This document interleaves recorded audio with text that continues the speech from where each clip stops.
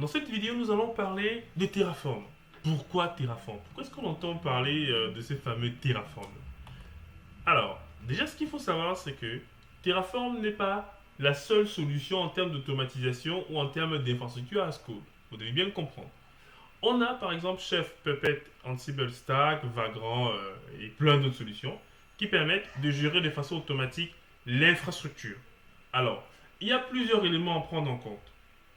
Un, on a l'infrastructure templating, c'est-à-dire on templatise l'infrastructure, on définit un modèle d'infrastructure.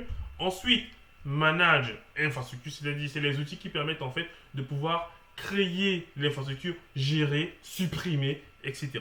On a ensuite le install and one-time configuration, c'est-à-dire ils permettent d'installer l'application et configurer la machine en question pour la première fois, c'est-à-dire à l'initialisation. Et en termes de solutions, on a Vagrant, CF Engine et Cloud Init.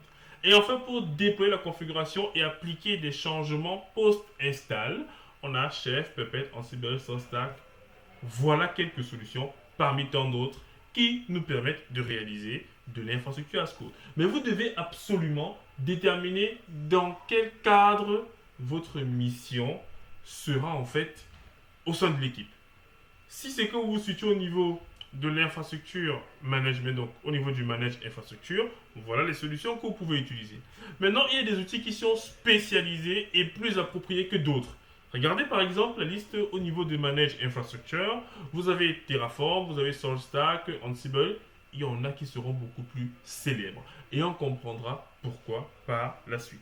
En termes de deploy configuration on change post-install, Ansible est par exemple l'outil le plus utilisé, même s'il y a Puppet et Chef. Et on comprendra au fur et à mesure pourquoi est-ce que c'est le must. Donc, quand par exemple vous allez lire CM, ce sera pour Configuration Management. Et il faut savoir que le manage infrastructure que Terraform réalise est complémentaire avec la partie deploy que l'on verra dans la slide qui va suivre. Donc, l'IAC et CM, ils sont complémentaires. L'IAC, donc Infrastructure as Code, il permet de déployer l'infrastructure. Il permet de créer les services nécessaires. Et après avoir créé les services, il faut ensuite déployer l'application que le client attend. Et dans ce sens-là, on peut utiliser un outil de configuration management, donc CM, qui va déployer l'infrastructure. En réalité, c'est deux outils complémentaires. C'est vrai que Ansible permet aussi de provisionner des ressources sur Amazon, mais actuellement, c'est Terraform qui est le must. Même si certains clients utilisent uniquement du Ansible pour juste avoir du Ansible partout. Ça peut arriver. Mais voilà. Donc, on a un fichier Terraform. On demande à Terraform de lancer le fichier en question. Il va créer la ressource. Et dès que la ressource sera créée et en cours d'exécution, Terraform pourra lancer l'installation via un outil de configuration management comme Ansible, je veux dire, j'ai failli dire Amazon, mais comme Ansible, pour aller du coup déployer maintenant votre application web, votre application Django, votre application Java, tout ce qui va bien. Donc en fait, les deux sont complémentaires. Alors, on peut maintenant se poser la question, pourquoi Terraform dans ce cas? Il est important de comprendre que Terraform est capable de déployer sur plusieurs infrastructures.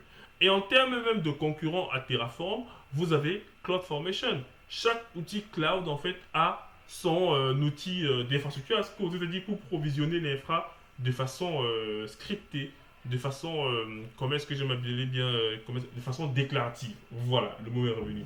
Donc, les avantages de Terraform, c'est qu'il est multi-cloud. Il ne permet pas seulement de déployer sur Amazon, mais aussi sur GCP, sur Kubernetes, sur VMware, sur Azure. Voilà. Il est gratuit. Le langage est facile à lire, vous allez constater, il se lit comme un bouquin. Bon, c'est vrai que là, j'exagère un peu, mais c'est pas très grave. Il est extensible. Ça veut dire que vous pouvez lui rajouter des fonctionnalités au besoin. Vous pouvez vous-même en déployer les vôtres, donc créer les vôtres. Il peut également s'intégrer facilement avec des outils de configuration management, comme on l'a vu avec Ansible. Donc on va dire qu'actuellement, c'est lui qui remplit plus ou moins toutes les cases. Mais, remarque importante. Vous devez bien retenir que le code que vous utilisez pour déployer sur Amazon ne sera pas le même que celui que vous allez utiliser pour déployer sur Azure ou sur GCP. Faites bien attention à cela. Parce que lorsque les commerciaux vendent souvent Terraform, ils vous disent que oui, vous déployez sur tous les clouds et tout, mais ce n'est pas avec le même code. Il faudra que le code soit réécrit. Parce que les API de chaque cloud provider est différent. Donc, il faudra bien faire attention à cela. Après avoir présenté ces quelques avantages, très connus et indéniables, on peut maintenant penser à la phase d'installation. Où est-ce qu'on peut installer Terraform? C'est la question à laquelle nous allons maintenant répondre. On a plusieurs plateformes sur lesquelles on peut installer Terraform. On peut l'installer sur du Windows, sur du macOS, sur du Linux, sur du FreeBSD, sur du OpenSD, sur du Solaris. Vous avez vraiment plein d'OS. Donc ça veut dire qu'il est multiplateforme. Ça, c'est plutôt pas mal. Parce que vous avez des trucs comme Ansible qui sont difficilement, et je dis bien difficilement installables sur Windows. Généralement, tous les serveurs Ansible seront sur du Linux. Donc ça, c'est vraiment un avantage que Terraform a. Donc là, c'est une petite introduction qui va nous amener petit à petit vers notre premier travaux pratique, nous permettant de mettre en œuvre notre installation de Terraform. Donc je vous dis à tout de suite pour la partie pratique.